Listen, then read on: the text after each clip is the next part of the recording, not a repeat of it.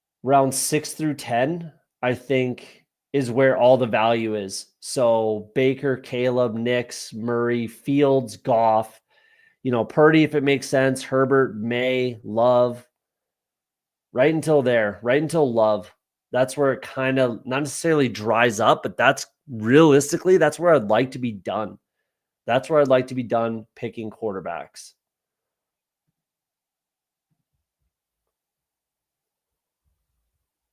So we're bringing in Baker. Again, Kings. Apologies. I know you wanted to go down that road when you have Evans and Godwin. But now I'm done at quarterback. Feels nice to be done at quarterback. Right at ADP for Baker. Falling ADP for Joe Burrow. Single stack so far with Igbuka. Single stack with Chase Brown. I like the way this is playing out so far. Putt Daddy, what's happening? How are you? We're doing a quick little puppy. That's what I'll be drafting. I'm not doing any BBM until the schedule drops. I'm going to be waiting until the schedule gets released. We know who's playing who. We can figure out matchups back, stacks, bringbacks, all that kind of stuff. But I'll be doing puppies. I want to hopefully get my 20 schnauzers in after the schedule drop.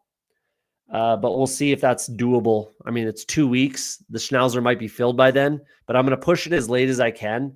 And if I have to do 20 drafts in a day, I'll make it happen. I'd rather not, but I'll do it if I have to. Emo Cowboy, how you doing, brother? Good to see you. Thanks for coming in. I'm doing the same with BBM. There you go. Got to get T-Law in that group of quarterbacks, in my opinion, with BTJ and Hunter. Yeah, I mean, again, if that's what you've done, then yeah, absolutely, for sure. So, but that's not a guy.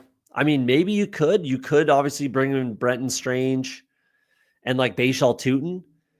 So I really think that people should not be pushing quarterbacks right now, at least not too far, because there's just too many like stacking options for a lot of these guys. Again, like right here with the Bucks, Joe Burrow with Chase Brown, even like the Jags we just talked about, Brenton Strange, Bashal Tootin. You could bring in a Parker Washington if you really wanted to. Yeah, the list kind of goes on. Bo Nix is one of those guys as well. You can backstack pretty easily. Justin Fields is a guy that you'd be perfectly happy with taking naked. So it's not, I mean, maybe later in the summer we can think about it or worry about it, but right now I don't think it's a very viable strategy. I don't think it makes sense to try to push your quarterbacks, at least not too far. Like, again, if we're trying to push Burrow all the way to 72, you're going to be disappointed more times than not, if I'm being honest. We'll see if his ADP falls to around this like late 50s, early 60s sort of thing, then absolutely you can make that happen. But as it sits right now, it's just very difficult to pull off, in my opinion. There's a huge tier break, in my opinion, at wide receiver right after Josh Downs. So that's what I'm taking, no question, right here. Massive tier break. In my opinion, I just think all of these guys are very, very question mark after that. Basically, I would go down to Bateman, if anyone. Bateman, Coleman, stuff like that is where I would kind of look to. But maybe I'm on an island there. Tyler, how we doing? I'm doing good, man. I'm doing good. Drafting some puppy action. Trying to figure out these ranks.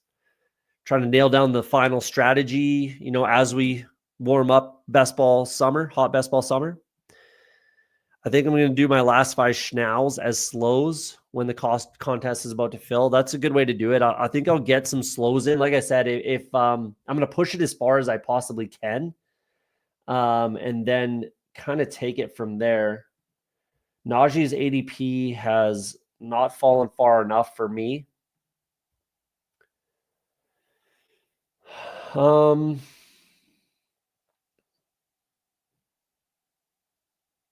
Let's just bring in Bateman, especially with this whole AFC North thing, Cincinnati, Cleveland. Let's just bring in Bateman here. See, so there you go. Like after 10, this is kind of where I want to be. 2-2-6-0. That's fine. Like a 2-1-6-1, something like that. Like that's where I think the value's at right now for me. I mean, again, I could be on an island on that and I could be on my own, but I think the like 0 to hero RB situation is the most viable strategy as we sit on, April 30th right now. Again, I could be wrong on that and I could be on an island, but that's the way I'm seeing it. I want to be done quarterback quite early with two very quality quarterbacks that I'm very comfortable will play every game unless something catastrophic happens, right? Some steady running backs that I'm really comfortable are going to get the majority of the touches on their offense, and then some stud wide receivers. That's just the way I see it. That's the way I see it so far. It could change, it could shift, but that's where I'm at right now. Yeah, look at this range of quarterbacks where they all go. Like this is the value. This is the value at quarterback. Rounds 6 or 7, let's call it rounds 7 or 8 actually. Let's go round 8 through I guess 12. Round 8 through 12 is where all of the quarterback value lies for me. It's actually even relatively difficult to take much, Josh Allen. Wow, Lamar fell massively. That's amazing. Lolsimo, good for you. 46 for Lamar. Shit. That feels good. Nice. All the quarterbacks actually fell in this one. So this guy's got a nice build right here. I like that. He's going to fall too far behind at quarterback, though. Or sorry, at wide receiver. 3 wide receivers through 11. You're putting yourself in a tough spot. So it's a good start, but he had to just start hammering wide receivers right here. That's a dream start and kind of blew it, if I'm being honest. Josh Allen fell, but either way, like at ADP, it's relatively difficult to take these early quarterbacks. I guess all of them fell in this draft, so that's kind of fine. But yeah. Again, we'll see where that lands, but that's kind of where I'm at with it. I'm going to bring in Tucker Kraft right here. Don't want to fall too far behind at tight end.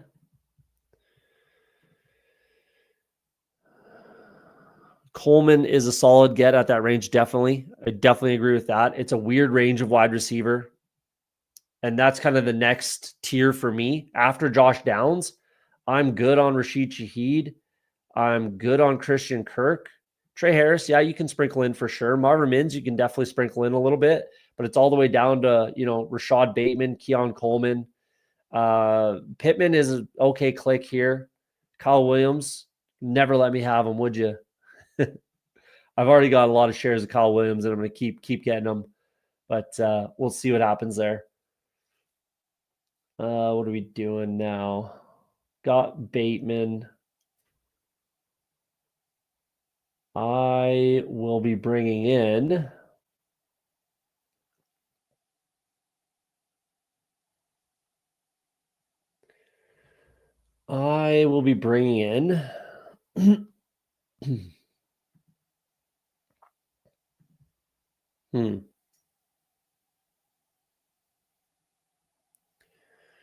Let's just go with Tajay Spears. I think there's a lot of value with Spears right now. Let's go Spears and see what happens. But yeah, I agree with this. I think Coleman's a solid pick where he's at. Weekly touchdown upside, definitely. That's what we're shooting for, is weekly touchdown upside. Fantasy Dog Pound, how you doing, man? Pat, what's up? Good to see you. Appreciate you coming in. QBs have slowly been falling. Yeah, and I think they should. I really do. Again, that's kind of what we were talking about for a second there. This is where all the value is, right? Like even CJ Stroud, wouldn't it make sense to pick him if you drafted Nico, right? If you drafted Higgins, you can backstack. There's lots of stuff there. Same thing with Dak, lots of options there. Jordan Love, right? So it's rounds, I guess, 8 through let's call it 11, because what are we at now? No, Penix just went. Penix Tua is relatively viable depending on your build. So yeah, rounds 8 through 12 is where all the quarterback value lies for me. And that's where I want to be clicking quarterback for sure. Mixing in some of these wide receivers, Downs, Bateman, Kyle Williams, Coleman, Pittman's fine. A little bit of Mims, Trey Harris maybe. But realistically, I want to be taking my tight end and my quarterback. At least if I'm taking my quarterback one here, I want to be taking 2 of them. If I'm taking another quarterback, my quarterback 2, that's fine. Then I'm definitely taking my tight end 1, right? That's kind of how I'm looking at this. And I think the quarterback should kind of keep falling as long as there's all this massive value in the middle rounds. So we'll see where these top end, elite quarterbacks land. But that's kind of the way I see it. I think they should fall a little bit. Does Liam Cohen going from the Bucs to Jags affect how you're viewing Baker or Lawrence at all? No, I still think that they're both in a great offense. Grizzard, the Wizard, they literally call him in Tampa Bay. Grizzard the Wizard. I'm not sure how you say his last name. I'm gonna assume it's Grizzard, and they call him the Wizard. So yeah, they promoted from within, and he knows the system. He's familiar with Baker. It's all the same, probably not the same exact verbiage, and it will change up a little bit, but it'll all be similar. And Baker will know, he'll know how to work this offense, no problem. And then Liam Cohen, obviously, we like Liam Cohen as an offensive coordinator. We like his offensive system. So no, I'm not concerned at all. I don't think they get a boost or I don't think they take a hit or get a bump. I think they're exactly the same. I'm not concerned whatsoever. Baker done it without Cohen 2 years ago. Yeah, I'm not worried about either of them at all. The offenses, I mean. Looks like Ray Davis went. He did. Ray Davis would have been my click for sure.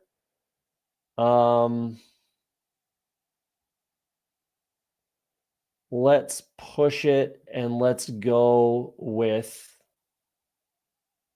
it's got to be Rachaad White. Makes sense, obviously, with my Baker Mayfield.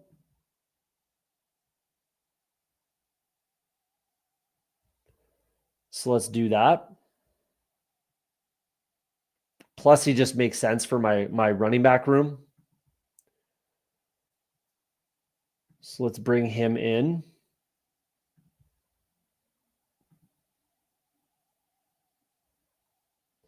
It's a weird range right here. There's a lot of clicks, a lot of viable clicks right around here. Yeah, I don't need to go down that road. I'm thinking Pitts, but I don't think I'm actually going to go down that road. I think I'm going to need 3 tight ends. I probably should not have clicked Kraft there. I think that was a mistake. There's a lot of things I could have done differently there. Let's bring in Josh Palmer. I like Josh Palmer a lot. I think he's got a lot of value in this offense. And I want to get pretty close to being done at wide receiver here. So let's bring him in. I should not have clicked Tucker Kraft. But who would I like? Where's the click then? I didn't want to bring in McMillan because I've got, again, the Rachaad White. Obviously, Cade Otton is on the board as well for me. I don't have to take Cade Otton now with Rachaad White and Igbuka. So where do I go with this pick? I guess I could have went Tajay Spears and then just brought up Ray Davis there.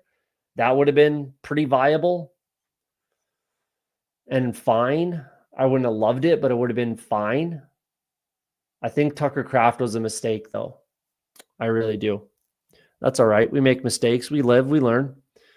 Anyone else feel like the 30-second drafts are where most of the soft casual drafters are at? Probably. You calling me soft and casual? Just kidding, but I mean, the elite QBs have fallen. Yeah, I know. That's what I was saying, is they should fall. The elite QBs should fall. because there's so much value in the middle rounds. So they like, I'm not really feeling like I have to click any of Josh Allen, Lamar Jackson, Jaden Daniels. It's just those three, really. Like Jalen Hurts, if you really like him, go nuts. I'm not super high on Jalen Hurts this year. But that's the other elite quarterback. And then Joe Burrow's there as well. Like realistically, I think all of these quarterbacks, they should probably go where they went in this draft. I think this is a sharp room. I know it's a sharp room considering who's in the chat, who's in the draft. It's a fairly sharp room. So like these are actually where I think the ADPs should probably be for these quarterbacks. Maybe even a little bit lower. We'll see. Because again, if you can just wait a little bit, and even if, you built a certain way and you're getting Patrick Mahomes, but you can get Kyler, you can take Kyler naked and you're perfectly fine with that. You can take Justin Fields naked. You could take Bo Nix naked and then backstack if you choose. You can take Drake May naked and backstack if you choose, but you could just take him naked, right? So there's all of these options in the middle rounds here at quarterback that it doesn't really make these quarterbacks necessary to take super early. So I agree. Like, yeah, those early elite quarterbacks, I think, have to fall. At least they should, in my opinion. Like, there's really not a lot of temptation to take those quarterbacks early for me. Palmer's why I stopped clicking Keon. Yeah, that's fair. That's fair. But I want a little bit of both. I want some Shakir. I want some Palmer. It's obviously a Josh Allen offense, so I do want a little bit of everyone. Kincaid, like I want a little bit of everyone in that offense. I haven't got one to fill. What haven't you got to fill? I don't know. I don't even know if I want to know. Call me Charmin. Actually, I assumed you were in a 22nd draft, to be honest, but I know you love your player takes. I just wanted to give us a little more time when we're streaming is my only concern. Like I didn't want to be rushed too much into making a bad decision. I've already made in my opinion, a mistake. So I don't want to make too many bad decisions, while we're streaming. So let's go Mike Gesicki. Bring him in with my Joe Burrow, obviously, and Chase Brown. So now I could be done there with my Cincinnati stack as well, but we'll see. We will see. Mason Taylor goes relatively early, but I don't necessarily hate it. A little bit early, but I don't despise it. I don't mind that way to do it either. Like Andrews and Likely, as long as you have, which he doesn't, but if you have Lamar and you just take both the tight ends, I don't despise that. And then like a rookie like Mason Taylor, Terrence Ferguson, I really don't hate that strategy personally. But I would have it with Lamar Jackson. Shakir has upside. We already know what Palmer is when healthy, a big if. Yeah. I like him in this offense. I really do. I like Palmer in this offense quite a bit. I really, really do. We'll see. I could obviously be wrong on that, but I really do like him in this offense. I think that Brashard Smith is quite a bit mispriced. So I'm going to be gobbling up all the shares of Brashard Smith right now. So let's do that. Especially because I want to catch up a little bit. I really like Brashard Smith in this offense. Like I said on Pat's show on the Fantasy Dog Pound episode, like how many years in a row did we see Jerick McKinnon succeed in this offense? And I could make an argument to you that Brashard Smith is better than Jerick McKinnon as a prospect and as a player. So yeah. Oh, you haven't got a 30 seconds to fill. Yeah, usually I just enter both if I'm drafting like off stream, which typically the majority of my volume I am. I just entered both, and then whichever one fills first. And 99.9% of the time, it's a 20-second clock. So I hear you. Again, like kind of what who was saying that earlier? Green Bean, the soft casual drafters, because like only the sickest of the sick are drafting right now, realistically. And we're all impatient psychos that have our takes locked in for the most part already. So, we can follow the board. obviously you're not doing too much of it multi-tabling, right? Because it is a lot faster than you think. So I'm not doing much multi-tabling on 20-second clocks at all. But yeah, so they go pretty fast, and it's all the sickos right now. So yeah, they're not waiting for an extra 10 seconds per pick, right? But we'll see how that shakes out throughout the summer.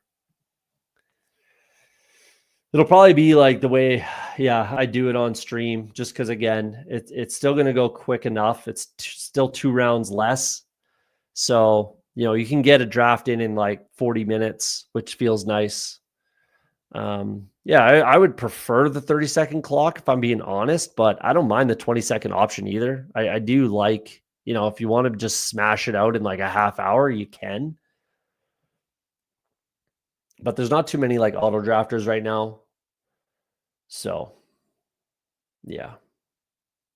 I would have taken Cade Otton if he fell to me, but I don't need to force it in, and I want Brashard Smith more. I want and need Brashard Smith, in my opinion, on this roster more than I need a Cade Otton. So, especially, I already have 2 options in the Tampa Bay offense, 2 pass catching options in the Tampa Bay offense, so I don't have to force anything in there.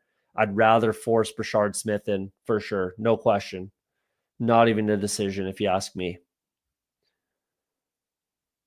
So I like the way this team's coming together. 2-5-7-2 as we sit right now. It'll be probably another running back and tight end is probably the way I'm going to be finishing this off.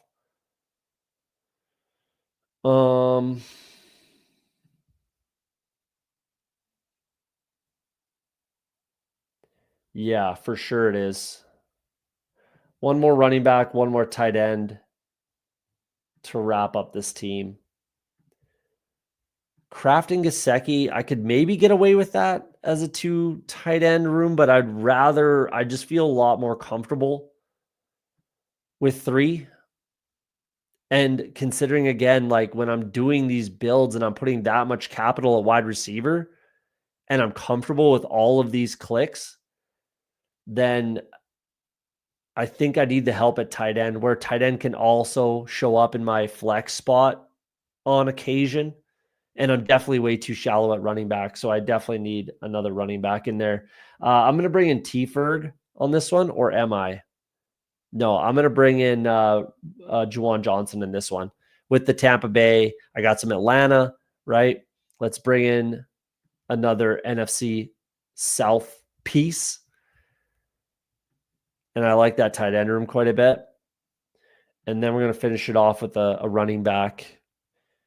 Probably a rookie, at least. Well, maybe not. I have options at running back. So it's going to be a 2-6-7-3, which I'm finding I'm drafting a lot of right now. Again, when I'm going kind of 0 RB and bringing in these heavy hitters at wide receiver, it gives me that flexibility to stop at 7, which I have been doing a fair amount because, again, your running back room ends up pretty thin. And a lot of times your tight end room does as well. So let's say I didn't take Tucker Kraft where I did, and I had a 6th running back right now, like Brashard Smith was my RB6. Perfect. I can be done at running back. And then I could take a rookie tight end here, like again, a Terrence Ferguson. I could bring in to this, 2 veteran with Gesicki and Juwan Johnson, then bring in Terrence Ferguson. I'd be happy with that room. So that's probably what I should have done. So that's a bit of a mistake by me, I think. But it is what it is. Again, we make mistakes and we learn from them. Because he doesn't even make sense with what I'm doing either, really. Like, to take him where I took him right at ADP, like I don't even have anything else in the NFC North like that. It's just that was just a mistake. It is what it is. It's how she goes, Bubs. It's how she goes. And then, yeah, there's lots of options down here. There's lots of options that you can take.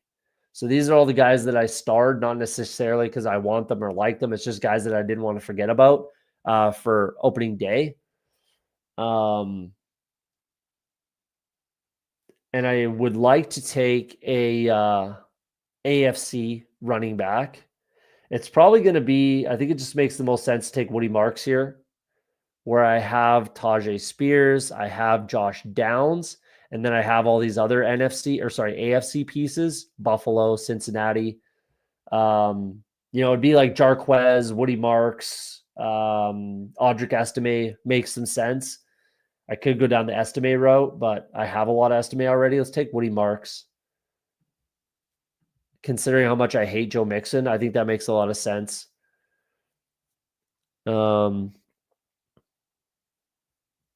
Yeah, sorry about that, Donnie. Sorry, I don't need him at all. That was a stupid pick. I don't know if you would have got him, though. It was pretty far away for you. Yeah, 144. You wouldn't have got him regardless. I don't think. Maybe you would have. But that would have been quite the fall for you to get him there. But either way, I didn't need him. That was a mistake. That was a bad pick by me. That was a mistake. But we recovered from it. It worked out okay. Not the end of the world. And then if I took Ray Davis here, I wouldn't have taken Josh Palmer. Again, doesn't really change too much. Yeah. We'll see. So we ended up with the 2-6-7-3. We got Joe Burrow, Baker Mayfield, Chase Brown, Quinshon Judkins, Tajay Spears, Rashad White, Rashard Smith, Woody Marks. I like this a lot. This is a quality room. I dig it. Like, that's the kind of stuff I like to build. These are the types of running back rooms I like to build. That's the type of quarterback room I like to build. That's the type of tight end room I like to build. This is a perfect example of what I've been talking about pre-show there. This is how I'm going to be building the overwhelming majority of my teams, at the very least early.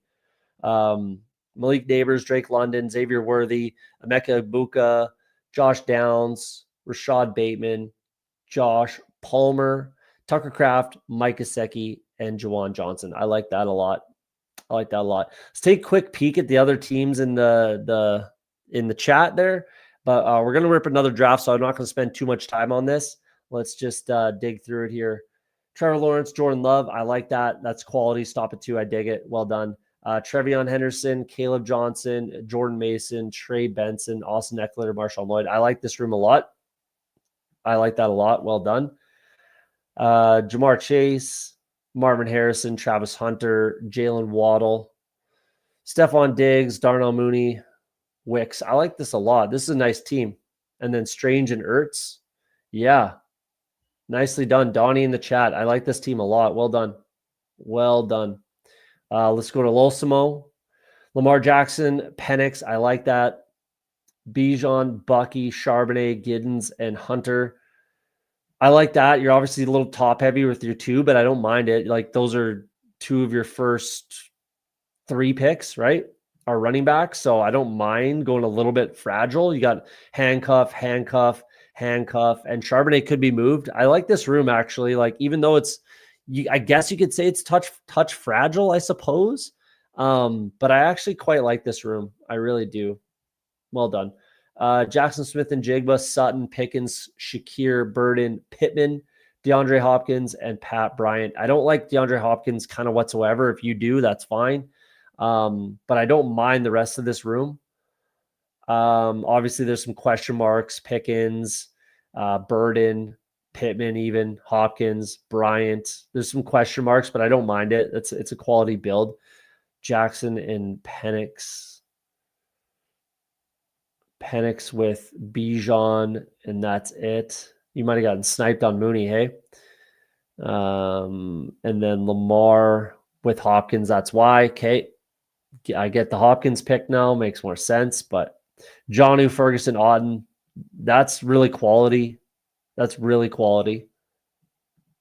I'm honestly, like, that's not because I would have picked him. He probably still wouldn't have made it to me, Auden, but I'm not sure if I would have went Auden there. I might have waited and just taken like a rookie instead. Or if a vet fell even more, something like that. You're pretty comfortable with Jonnu Smith and Ferguson. And I don't mind taking a third, but I mean, I guess who do you take? Like, yeah, I don't know. There might have been something else on the board, but I don't mind this team. It's well put together. I like it. Kyler Murray, Dak Prescott, don't mind that.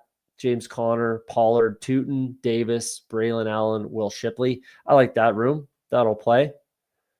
CeeDee Lamb, Rashee Rice, Flowers, Odunze, Jalen Noel, Dobbs, Slayton, and Adonai Mitchell. I'm not picking Dobbs like at all. He fell, so I can understand it, but I'm pretty leery on Romeo Dobbs personally. Might have gotten sniped on Ferguson there. You guys are just sniping each other at the top of the draft here. McBride and Connor. I don't mind that. Yeah. I mean, that's solid for the first four for sure. The last four picks at wide receiver are just a little more question mark than I would like personally. But I don't despise it. I really like your top four, so that makes up for a lot of things. Trey McBride, Colston Loveland. No, that's more than enough. I like that. That'll play. Quality team. I'm a little concerned about your bottom four wide receivers, but we never know how the season will play out. We got FK Coolers, Hurts and Fields, strong. Montgomery, B-Rob, Jalen Warren, Ramondre Stevenson, and Tyler Algier. I like that. Oddly enough, like a lot of question marks. I probably would have brought in a sixth running back here. Like Handcuff has a lot of competition, you don't know. I think Deebo Samuel runs the ball a lot more in this offense and pulls away from B-Rob and Eckler a little bit. And then David Montgomery, high floor, injury upside, got him at a discount as well. So got a discount on Warren, discount on Mondre. I don't mind it, but I probably would have brought in a sixth. Justin Jefferson, T. Higgins, Garrett Wilson, Devontae Smith, Juwan Jennings, Xavier Leggett, and Jalen Tolbert. I would have not taken Michael Wilson and brought in a sixth running back personally and just stuck with my seven, because you're in a really good spot with these five, really. These five wide receivers, you got to be feeling pretty comfortable. And then Leggett, not a bad click whatsoever. Tolbert, don't mind that. I don't think Michael Wilson makes a lot of sense for this team. I would have brought in a sixth running back late, like a rookie, high upside rookie would have just fit really nicely in this RB room. Goddard, Schultz, and Theo Johnson, little on the thin side at tight end for me. I'm not a big fan of Goddard. He obviously has a hard time staying healthy. He has throughout his entire career. Schultz is, I don't know. It's an interesting tight end room, and it's an interesting kind of market when we're talking about the Houston Texans in that offense. And then Theo Johnson, same sort of thing. But there's three, so at least there's volume at it. I don't mind that. But I would have not taken Michael Wilson and brought in a sixth running back personally. King of Kings last up, and then we'll rip another one here. Drake May and Geno Smith. I don't mind that. Let's see if Geno's stacked up. Jack Besh.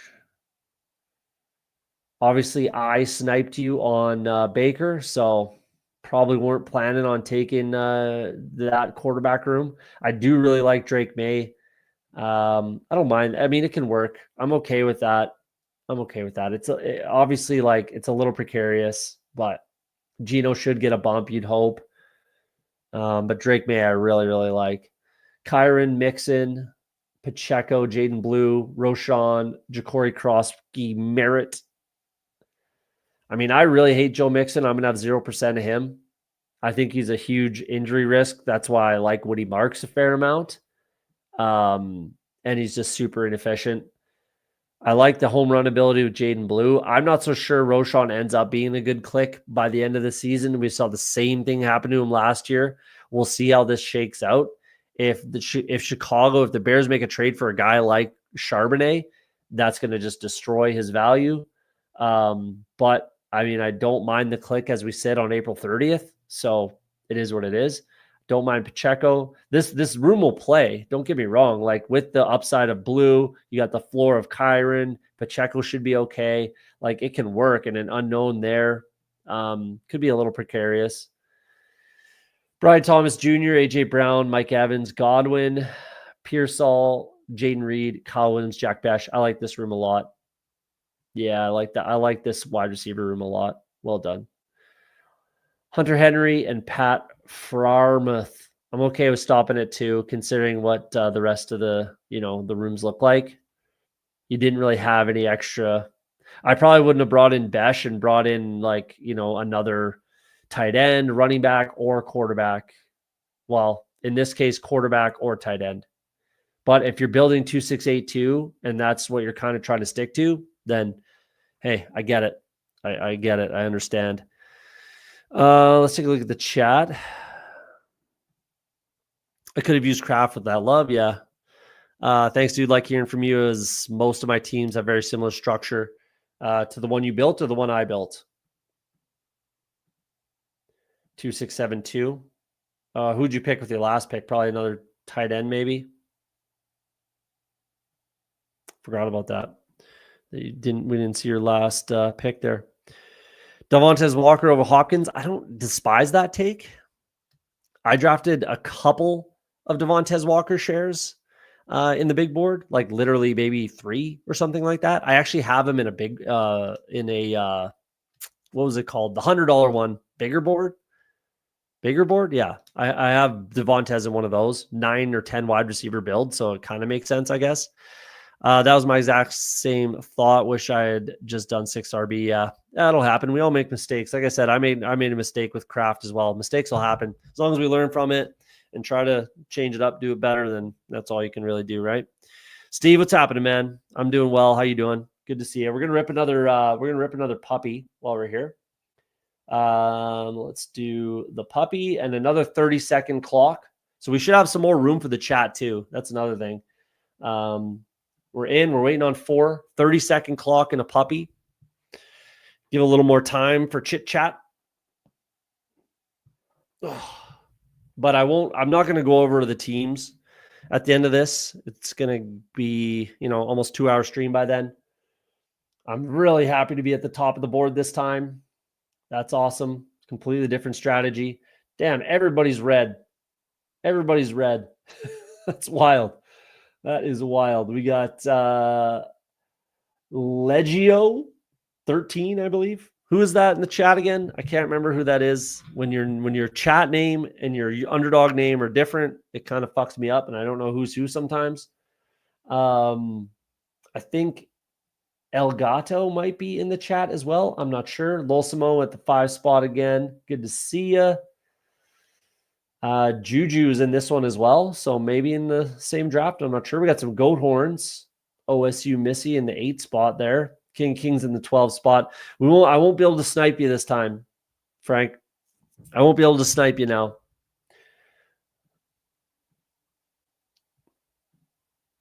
That's who it is. Just missed the draft. Sorry, man. Yeah, it's hard to know who's who. Appreciate you. Sorry, I should have given more heads up maybe, but there's only 4 spots. Paul, that's who it is. Paul Southworth. Change your name in YouTube to your underdog name. No, I'm just kidding, man. So for me, I'm going to stick to these rankings. It's going to be Chase, Lamb, Gibbs. These top 6 are not going to change for me. That's for sure. So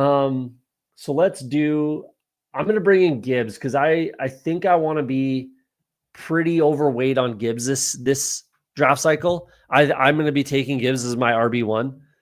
I really, really like Gibbs this year. I think he was kind of disrespected in the big board draft cycle. And if he continues to get disrespected in the best ball summer, then I'm going to be very overweight on Jahmyr Gibbs. Nice to get Barkley in the 5 spot though for Losimo. That's exactly where I would not be able to resist taking Barkley, is right at 5. I'll be taking Barkley at 5 every time if he's there. So quality click. We got Ashton Genty in the 7 hole. Like I can't, again, with all of the way that I'm looking at these draft rooms, like I just can't take Genty over Puka Nacua, Malik Neighbors, and Amon-Ra St. Brown. I'd be okay taking Genty before Nico, before Brian Thomas Jr., and obviously any of the kind of second round guys. So I think that's, I guess, where it lands for me. I don't know if that's pick 10 is where I should rank him. I'm not really sure.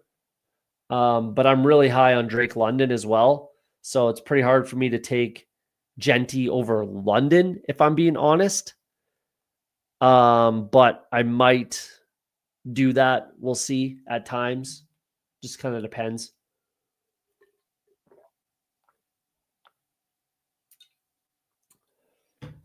BTJ London start is pretty nice. That feels really good. That's really nice. Amon-Ra Bowers, I don't mind that at all.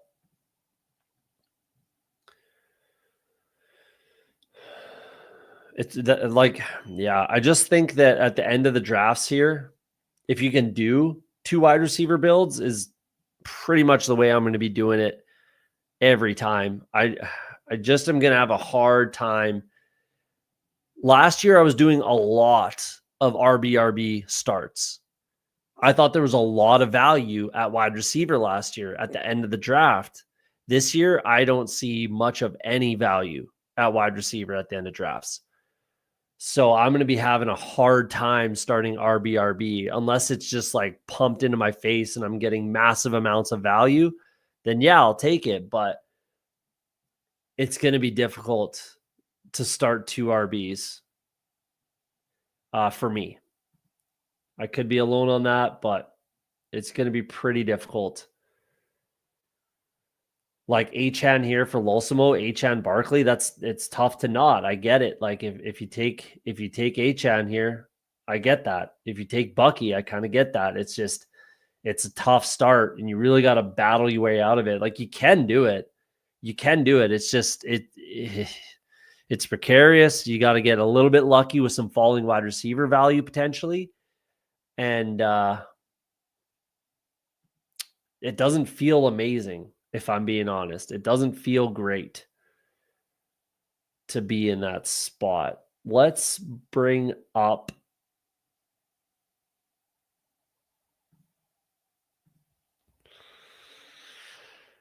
JSN.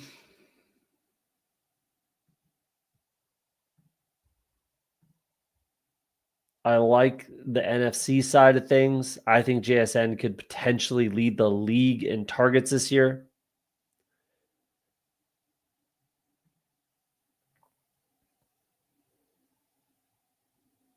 So let's bring him in. See what Rye Guy does. Brings in McLaurin, hey? That's another reason why it's nice to take Gibbs, because at this part of the draft, there's a lot of wide receivers you can take and feel pretty good about. Let's do T. Higgins. Take the little bit of falling value there. Let's get him. It's T. Higgins or Tyreek Hill. 3rd round Tyreek Hill could feed families this year. It really could. It could not at all. So it's one of those. But you know, if it's Tyreek Hill, if it's Tyreek Hill of a year ago, 2 years ago, I should say, then like that's going to absolutely feed families. So like that's what you want when you're starting like this, like Losimo and Elgato here. If you're starting two wide receivers, or sorry, 2 running backs, you're starting RBRB and you get Tyreek in the 3rd. That's the nut like out kind of thing. You know what I mean? Same thing with like Genty Bowers that Huhames and PPR Tyler did. Like getting T. Higgins to fall to, I think it was 33 here. I think they're in the 9 spot, and that's where they did it. Like that's what you kind of have to have happen. You really do. I've got Genty at 6, but I'm low on CD and Puka. Fair enough. If that's what your ranks say, then that's what your ranks say. Is Gibbs your clear RB1, or do you sometimes take Bijan 1, 2 as well? I mean, I probably would mix it up, but I'd like to be like, let's say I'm at like roughly 15% Gibbs. I would probably be at like 8 to 10% Bijan. Like I would like to be much, much more weighted towards Gibbs than Bijan or obviously Barkley. So like I'll probably end up with like 6% Barkley is kind of where I want to be. And that most of these takes are like best ball mania takes, like 150 drafts. Like I probably won't max enter any other 150 max entry tournament other than BBM. Like I'm not going to draft 150 puppies. I'm just not. Like I might get to 100 of, maybe not this one, but the puppy 2, I'll probably get to about 100 at when there's less stuff to draft. But yeah, like again, let's look at BBM. So in BBM, if I'm at like 15-16% Gibbs, I'll be at 8 or 9% Bijan. And it's relatively easy to balance that out. So I think it's pretty doable. I'd rather not take Bijan at the 2. I don't think I need to take Gibbs at the 2 either, realistically. But I could. So like the way I look at it though is like, again, if I'm at the front of the board, I really don't mind taking these running backs. Like again, Gibbs, Bijan at the 3, Bijan at the 4, something like that. Because then there's all these wide receivers. Like realistically, these 6, there's these 6 wide receivers that I feel very comfortable clicking. So I can go RB, wide receiver, super easily. Like I can make that happen, no problem, and be very comfortable with it. So yeah, that's kind of the way I'm looking at it. Like if I'm taking a first round running back, it's going to be in the top 5 picks. If I'm down here, it's going to be almost for sure wide receiver. Like I'll mix in the Derrick Henrys, the CMCs, the Jonathan Taylors, the Achans, the Buckies. I'll mix all that in, but that's kind of just where I'm at as we sit right this second.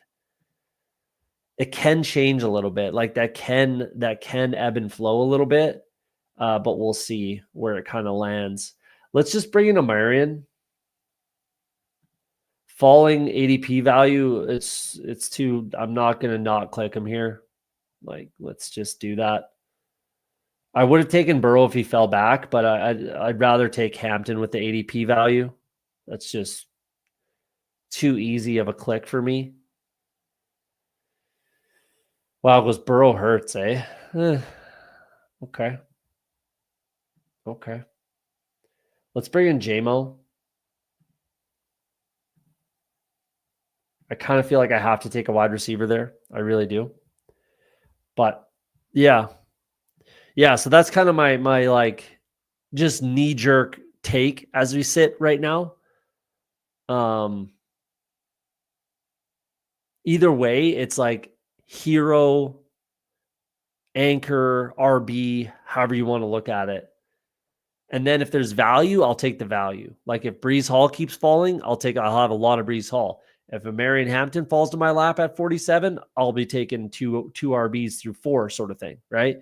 So it just depends on what happens kind of from there, right? But that's my initial take and strategy.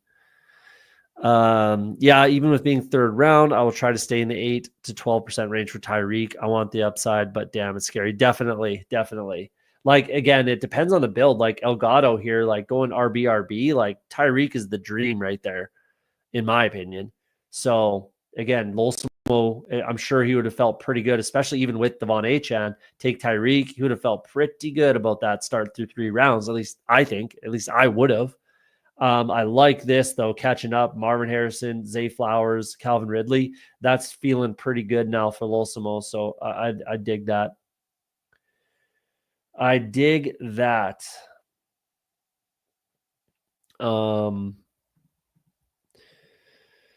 That makes complete sense to me. I'd be maybe closer to equal weight Gibbs, Bijan, but then less Saquon. Yeah, that's fair. Like I'm just really high on Gibbs. I'm really, really high on Gibbs this year personally. So yeah, I'm going to be, it may not be quite like that. Like maybe it's like 14% to 10%, something like that, a little tighter. We'll see. Again, it's a long draft season, but that's where I sit right now, April 30th. So we'll see where it shakes out. Yeah, no problem, man. Hopefully that's why people come watch the show. Get some quality takes.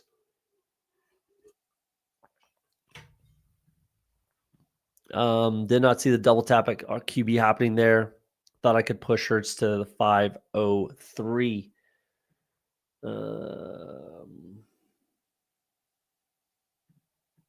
Yeah, fair. I wasn't taking Hurts, so you could have got him there if he made it. You definitely could have got him. I would take Joe Burrow right here, that's for sure, with my T. Higgins, but that is an interesting double tap. I'm not sure I dig it personally. Because it's just like, where do you go from here with Hurts? Like, I guess you could just take him naked, but again, I think there's too much value, in again the 8 through 12. I think there's just way too much value to take two of these elite quarterbacks. Like, it can make sense if you really force it in some ways, but there's not a lot of outcomes that are going to be favorable, in my opinion, to your structure if you're going two of these five kind of elite quarterbacks. If you're going two of them in 5 rounds, I think you're kind of setting yourself up for a tough run out for the rest of your skilled position players. But we'll see how that goes. I might just take an RJ Harvey share here. Fuck it, hey. I'm not going to get a lot of Harvey, so if I get him at like ADP, let's give it a whirl. In the puppy, we're living. There's wide receivers I can take. Let's live a little. Let's fucking live a little. RJ Harvey, welcome to the squad. Let's go. Let's go. Billy Jones, what's happening, brother? Good to see you. Double EQB really can only work in a pretty aggressive 0 RB build. Definitely, if it can work at all. But then again, like I was saying, like, you kind of just have a lot of catching up to do. I'm gonna fall on the sword, I guess. I'll take Debo. I think he's got value. I think we're more comfortable taking Debo now than we were pre-draft. That's how I look at it. And if I'm gonna get some ADP value, let's get some Debo in our lives. But yeah, back to the 2 quarterback, definitely. Like, if you went 3 wide receivers, but then, like, it's just, how can you make it make sense with Hurts? Like, you could do it with, let's say, you can more easily pull it off, in my opinion, with Josh Allen and Jaden Daniels, because you can backstack those quarterbacks. So let's say you go wide receiver, quarterback, right? And you're here, quarterback, and then wide receiver. Yeah, you could pull that off. But on this end of the board, where it's Joe Burrow and Hurts almost exclusively, like, I don't see how it can work. I really don't. So it just depends on, I guess, or if you can pull guys up. Like, if you want to pull Lamar up to 25 and take Joe Burrow here, like, something like that could make even more sense than going Burrow and Jalen Hurts. I just think, like, this exact example is one that makes the least sense possible. Any of the other options, like, let's say you went AJ Brown right here, right? Malik Neighbors, AJ Brown, and then went Josh Allen and Jalen Hurts. Okay, I could get on board with that. That can make some sense. But if we're on this end of the board and we're going Joe Burrow, Jalen Hurts, I just have a hard time, like, seeing the run out where it makes sense. But again, I could definitely be wrong on that. If you're just popping in, hit that like button for me. It helps out. And if you're new to the channel, you appreciate the content, hit the subscribe button. You may or may not have noticed, I don't have my Spike Week pulled up because I'm no longer using Spike Week. I am on the BBO train. I'm not logged in. I could have and probably should have, but maybe next time. There will be a Best Ball overlay discount code coming in the near future. So visit bestballoverlay.com. Promo code, it'll probably be OTS. Give me 4 days, Who Hames, and I got a code for you. Help the kid out. Use my code. It's the best code. At least it's the newest code. We'll go with that. It's the newest code out there. So should have it in the next day or two. Just waiting on the specifics. And then we'll have a discount code for Best Ball Overlay, which I'm looking forward to. I gotta get used to it. I gotta play with it a little bit, get used to it. But shouldn't be too difficult, I'm sure. I've already seen it a little bit, but I definitely, like I said, got to get used to using it. So we'll see how that goes. I'm sure I can make it make sense. Cam Scadaboo. Paul's probably looking for some quarterback action. Jalen Warren. Let's go with, again, Josh Downs, because there's just it just gets too precarious from here, but I don't know if I can go that route either. Let's go Bo Nix. Let's go Bo Nix.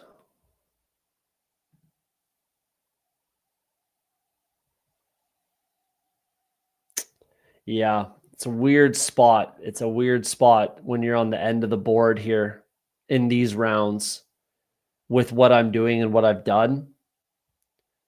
So we got the Bo Nix with the RJ Harvey so far. That feels good. Apologies, Paul, if you wanted to take Bo Nix with your, excuse me, Cortland Sutton there. But if you really wanted him, you should have taken him here. So sorry, not sorry. Yeah, I don't want to hang myself out to dry. I mean, I guess Drake May would be there, but I've already backed myself into it. No, he probably wouldn't be there either. Yeah, I kind of just have to go down this road and then bring in Goff. It was either going to be Fields or Goff, but I got Gibbs and, JMO. Let's make it happen. I don't love where I'm at wide receiver wise, but we'll have to just kind of figure it out from here. Yeah. We'll figure it out from there. I'm in a good spot at running back, and the door's open to stop at 5, which will give me an extra position, an extra wide receiver spot, but we'll see. We will see. Yes, for stacking option. Yes, for stacking options at this turn for me. Wish I could say that I planned that. No, that's good. Yeah, you open the doors, right? You got tons of options. You still have JJ McCarthy, Fields, obviously. You took Purdy over Fields with the Ricky Pearsall, and then Bo Nix. You got Love. Yep. Even Kyler with McBride. Yeah, there you go. The doors are wide open for you at quarterback. Well, Kyler went, so fair enough. But either way, you'd still have options. Yeah, like this is just what I'm doing is taking, if I don't have a quarterback by pick, say 8, by round 8, then I'm double tapping quarterback in rounds 8, 9, 8, 9, 10, 8, 9, 10, 11, something like that. I'm taking 2 quarterbacks between rounds 8 and 11, almost for sure, if I don't have one already, which again, a lot of times I don't. So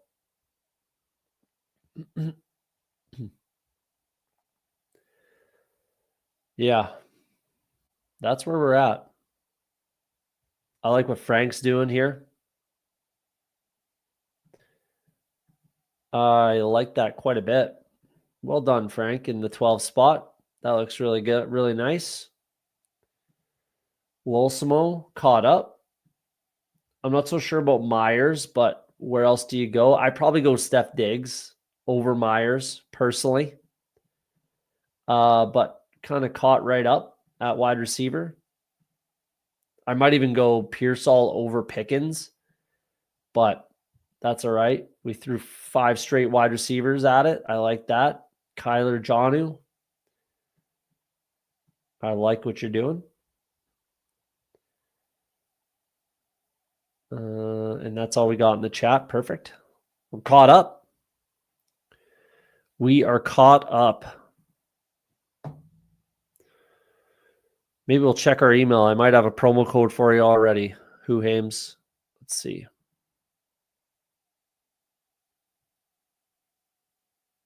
My recent weekly winners draft was canceled. Depressing. That's annoying. No promo code yet. Stay tuned. Stay tuned, Huhames. And that seems to be like what a lot of people are doing, which I like. It makes sense. Oh, geez. Just super zoom in on that. That's not what we're trying to do. Take it easy. Makes the most sense. Like, this feels nice. Jaden Daniels and Fields. That's nice. Especially a little bit of falling value there. Yeah.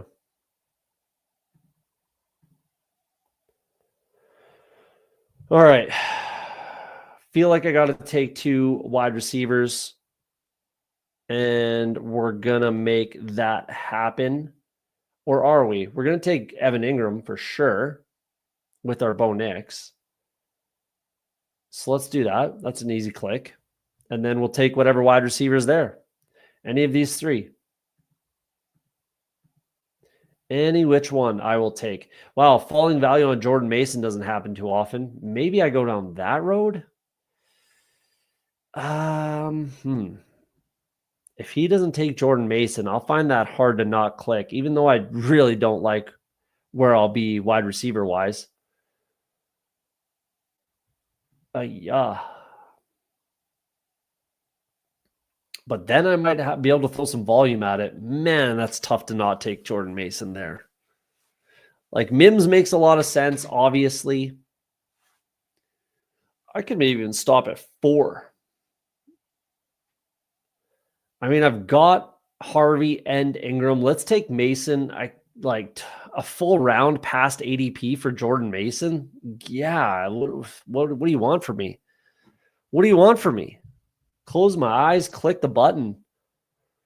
Kind of just have to. I really don't like where I'm at wide receiver wise, considering the whole show, what we've been talking about.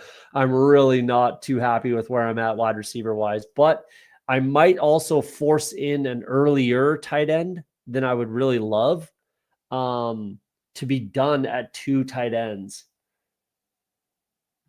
Like, I might do that just so I can throw some more volume at my wide receiver room. And then get like a rare, at least rare for me, like 2, 5, 2, 5, 2, 9, something like that. I think that makes a lot of sense. Which, like, I'm not going to be building a lot of teams with 9 wide receivers, but that might be what I have to do here. That might just be what I have to do. We'll see. I think that might make the most sense, where I just throw a lot of volume at my wide receiver room. We'll see what kind of values there at wide receiver, but if tight end's the click, then I'm just going to pull the trigger on a tight end and maybe even another running back, and then just be done everywhere but wide receiver. That might be what I feel like I have to do. And then my last 5 picks are all wide receiver. We'll see what kind of value comes back to me at the 12-13 turn here as far as wide receivers are concerned. But looking at the last round of wide receivers, I don't anticipate there being much value left over. So that might be the road we go down, which is not going to make me feel great, but you got to do what you got to do.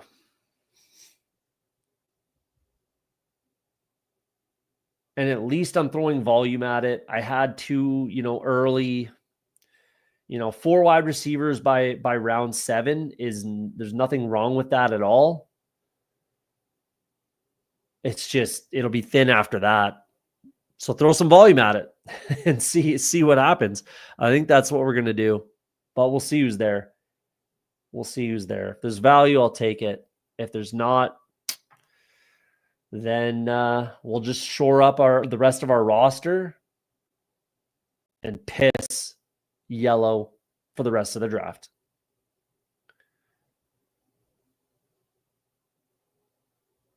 Yeah.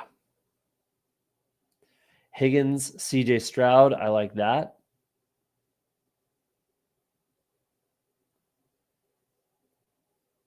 Dallas Goedert, yeah. Okay. Ooh, 3 quarterbacks with Jaden Daniels. Jaden Daniels, Justin Fields, Dak Prescott. I think that's too much for that room personally.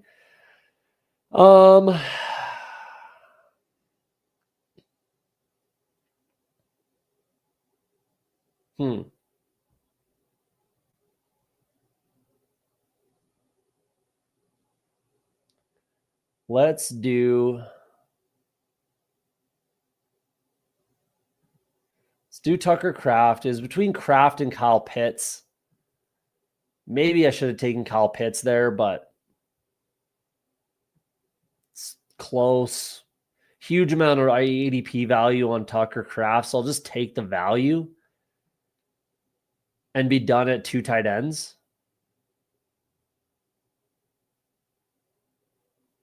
Yeah.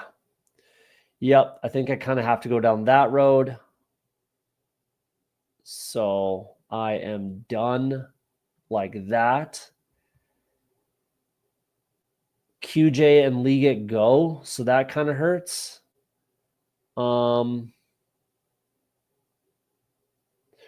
Let's pull up Josh Palmer because he's the only wide receiver that I kind of like in this range. You can make a case for Cedric Tillman, I suppose, but let's bring up Josh Palmer because I just can't fall that far behind. I can take another whatever. I can take any other running back realistically and feel fine with this room. Like I can take an 18th round running back and be fine with this. So like is between Ray Davis, Benson, maybe Palmer, maybe White, I suppose. But there's a lot of value down here at running back, like I've been saying all episode, that I really don't need to force anything in. So I can literally take any running back and be happy with this room. But I'm done at tight end, done at quarterback, one more running back, and then the rest of my picks are wide receiver. That's what we're going to do.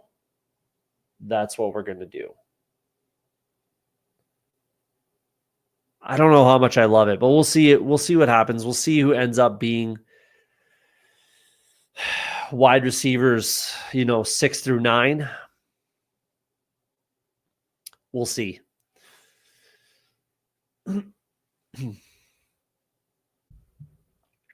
What day are we at today? Wednesday. Not streaming tomorrow because I'm golfing. First round of the year. Excited. Very excited. So won't be streaming tomorrow night. Friday night, I might rip a stream actually before I jump on with the Candyman. He's doing a 4-hour live stream. So shout out Candyman, shout out Fantasy Football Garage. I think he's live right now, actually. He probably is. But I might do something before I head on over there.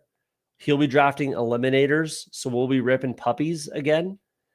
And then I'll be on with him. I think I'm on at 9:45 my time, which would be 11:45 Eastern, I think is when I'm on with the Fantasy Football Garage, probably for about an hour or so. And then it'll get past my bedtime. So that should be a fun episode. His kind of thank you for hitting 100 subs. Go sub to him. Does a good job. He's got a chill, different vibe going on over there. I like it personally. It's a good time. Music in the background. So that'll be fun. And then probably a day, either Saturday or Sunday, I'll be ripping some drafts again. So hit that subscribe button if you're not subscribed. Hit that like button if you don't mind. We'll be ripping drafts all summer. We'll be streaming all summer. Things will change. We'll have a big episode on the schedule launch day. Wednesday, May 14th is when the NFL schedule is released. So I'll have some guests on. We'll be chatting about that. Stacks, game stacks that we're looking to target. Probably talking about weather games, things like that. We'll know who's playing who, and we'll have some good conversations, some good discourse there. So mark that on your calendars. Should be a good time. All right, who's left? Who is left for us here? Not a crazy amount. I don't care about ADP. I'll take whatever I choose, whatever I want. Let's just bring up Rashard Smith because I like his value a ton. I think there's value at taking him at 167 in the 14th, 15th round, whatever you want to call it.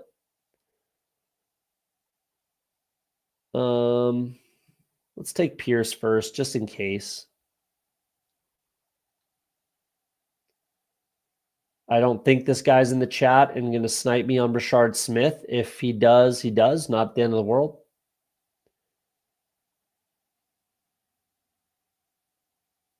Yeah, Tolbert could be a good click here, but I'd really rather just lock in Rashard Smith. I'm just super high on him. I think he should rise definitely above Corum, above Wright, above Dobbins.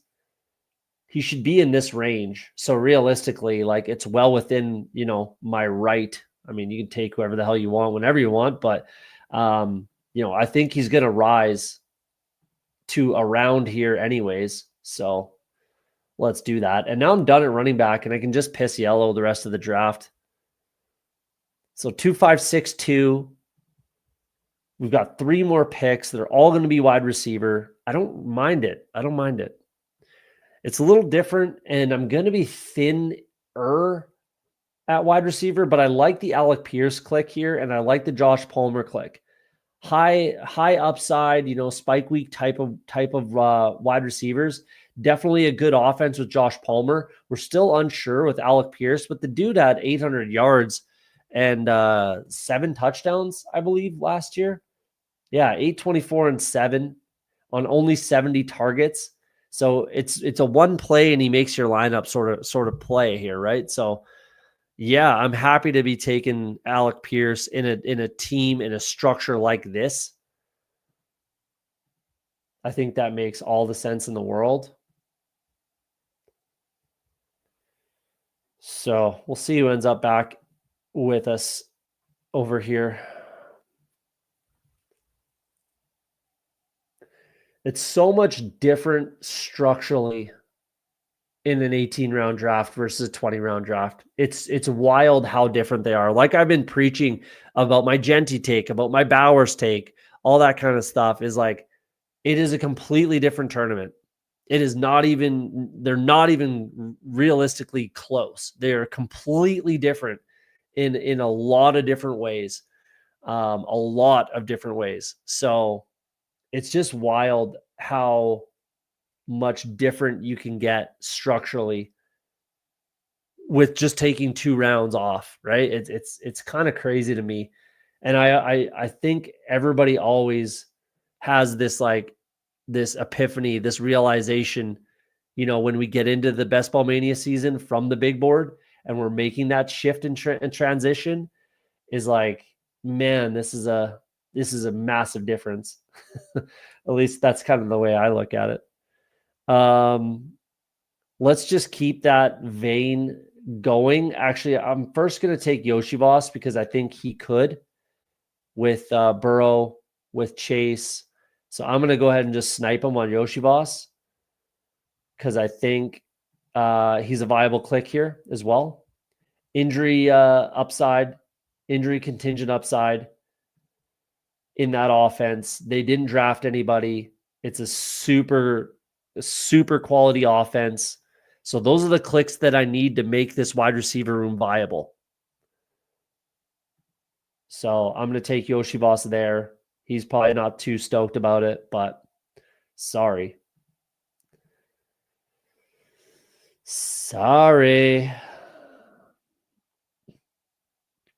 And then we're going to be going with another wide receiver, obviously. And it's Darius Slayton.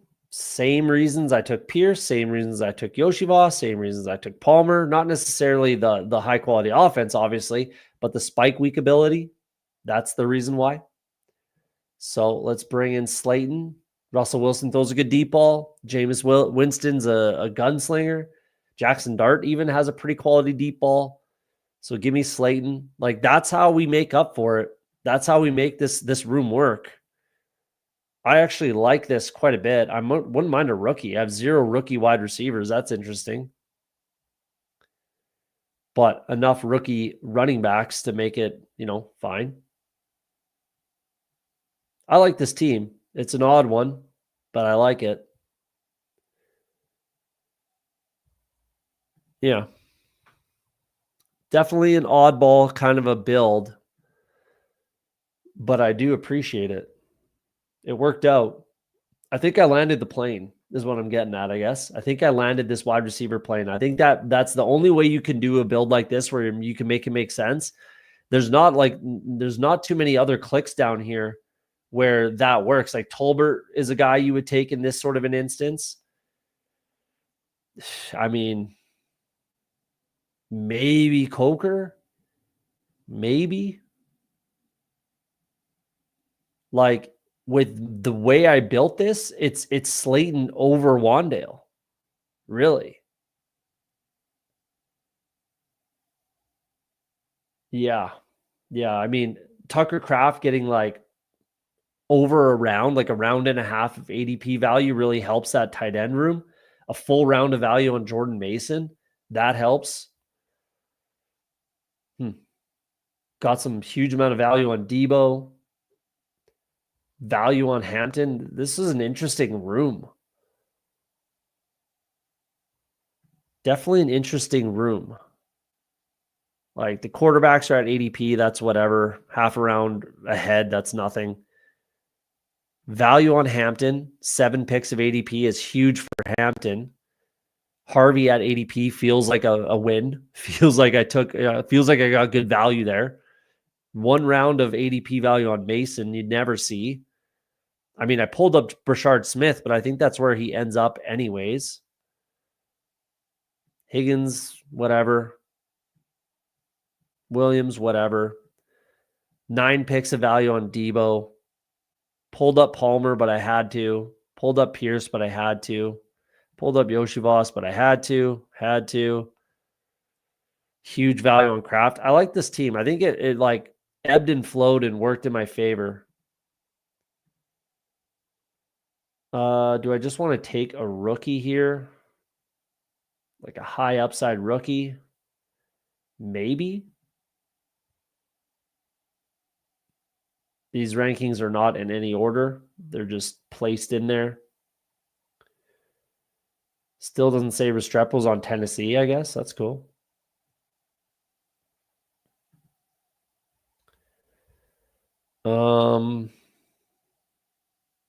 I guess I could take Pat Bryant if I really want. But I don't know if I do. We'll see when I get there.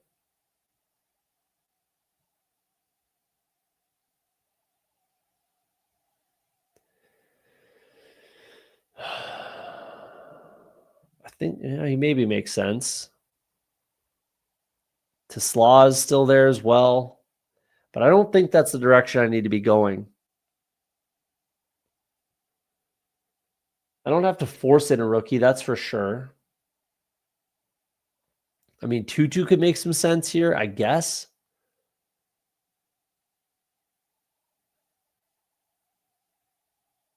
I mean, like, I wanted Savion, but I don't necessarily want him with Kraft. Yeah, it's a team stack, but I'd rather have better options in a team stack. So I think it's just Turpin time, man. I'm doing it. I'm going to bring in Kevontae Turpin. I think he makes the most sense here. Again, spike week guy, big playability, in a quality offense. That's kind of, they paid him. You might not like him, but they didn't bring in any competition and they paid him. So they're going to use him more on offense. Kind of plays in with the Giants, with the Commanders, NFC.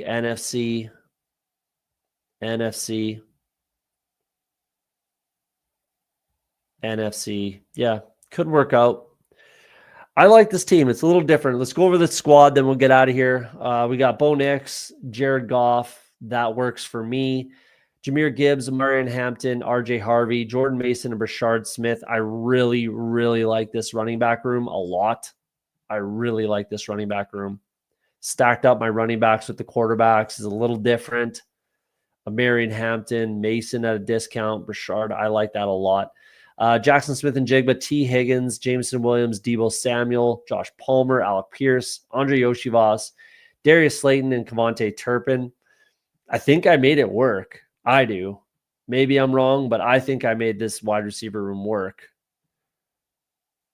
Yeah, works for me. Evan Ingram and Tucker Kraft, that's fine. I like this team. A little different, but I like the squad. I do. I know. That's what I'm saying. He never falls. I got a full round of value on Jordan Mason. That's why I couldn't just pass up on him. What do you want from me? Close your eyes, click the button. It is what it is. Yeah, I love my RB room for sure. For sure. Very happy with that. Appreciate that. If you guys are just popping in, hit the like button on your way out if you don't mind. Hit the subscribe button if you're new and you like the content. We'll be streaming all summer. We'll be bringing on guests, going on other shows. The whole community is kind of coming together these days, and it's really fun and exciting times in the best ball streets.